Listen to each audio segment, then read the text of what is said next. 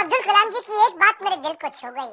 वो परिवारवाद नहीं राष्ट्रवाद में बिलीव किया करते थे जब वो राष्ट्रपति भवन में थे। See, he's a man of principle and therefore is always respected everywhere. उनके क्योंकि जो भाई थे ना, उनको बहुत प्रेम करते थे, बहुत प्रेम करते थे अपने भाई से, बचपन से ही प्रेम था। और उनके अपने सगे भाई का पोता दिल्ली के अंदर मुनीरका में किराए के कमरे पर रहा करता था। 2006 में जब कलाम ने एक दफा सारे परिवार को इनवाइट किया, क्योंकि उनका कोई परिवार वहां रहता नहीं था, वो राष्ट्रपति भवन में अकेले रहते थे। और जब एक बार उन्होंने सारे परिवार को बुलाया राष्ट्रपति भवन में, तो वो लोग 8 दिन तक रहे। अब सारे परिवार, क्योंकि 10 भाई बहन थे ना, तो 52 लोग आए। अब कलाम जी ने देखा बहुत खर्चा हो रहा है, तो उन्होंने चाय की प्याली तक का हिसाब रखना शुरू किया। सब लोगों को उन्होंने अजमेर शरीफ प्राइवेट बस करके भेजा, उसका भी हिसाब रखना शुरू किया। उन्होंने अपने अकाउंटेंट से सारा हिसाब बनवाया और बोला कि ये कितना बना, तो देखा 3,52,000 रुपए का चेक उन्होंने अपनी तनख्वाह से काट के दिया। और क्या कहा कि राष्ट्रपति भवन की जिम्मेदारी केवल राष्ट्रपति की होती है, पूरे परिवार की नहीं होती है। अब्दुल कलाम जी इतने विनम्र व्यक्ति थे, विनम्रता ताज के बिना राजसी गौरव है, वो ऐसी चीज है। महान व्यक्ति की महानता ही उसकी नम्रता है। डॉक्टर कलाम को एक बार IIT-BHU के अंदर चीफ गेस्ट के रूप में इनवाइट किया गया, और जब वहां पे आए तो वहां पे 7 कुर्सियां थी, बीच वाली कुर्सी थोड़ी ऊंची थी, और जब बीच वाली कुर्सी ऊंची, क्योंकि वो राष्ट्रपति थे, उनको बैठना था। उन्होंने बोला ना कुर्सी हटाओ, बराबर की कुर्सी लगाओ।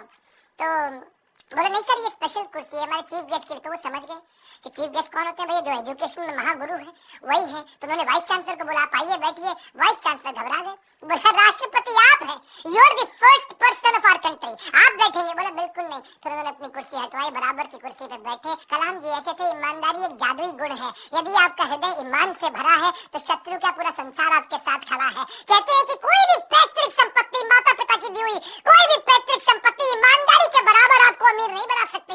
सबसे ज्यादा अमीर व्यक्ति वही जो ईमानदार है, पूरा संसार आपके साथ खड़ा है। कलाम साहब तो एवर यूथफुल थे। 70 साल की उम्र में youth icon of the year का अवार्ड उनको मिला।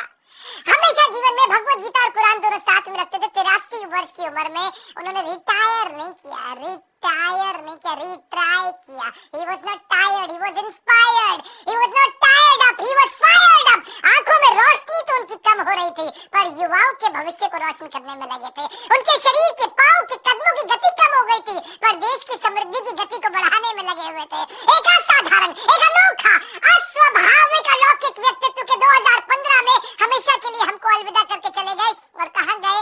उसी IIM शिलोंग के अंदर आखिरी लेक्चर देते वक्त जैसे क्षत्रिय अपने युद्ध के मैदान में लड़ाई करते हुए वीर गति को प्राप्त करता है, ऐसे ही IIM शिलोंग के अंदर लेक्चर देने के बाद तुरंत वही लेक्चर देते वक्त जो कल था वो आज नहीं है, जो आज है वो कल नहीं होगा, वैसे ही इस ब्रह्मांड में दूसरा कोई कलाम नहीं होगा।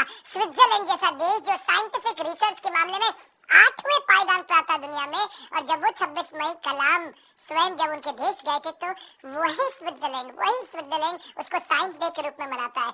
UN उनके जन्मदिन को UNO कहता है कि इसको हम वर्ल्ड स्टूडेंट डे के रूप में मनाते हैं। बन जाती है परिभाषा भारत के सम्मान की जब जब बात होती है श्री APJ अब्दुल कलाम की। अब्दुल कलाम जी रेस्ट इन पीस नहीं है, बट रेस्ट इन मी है।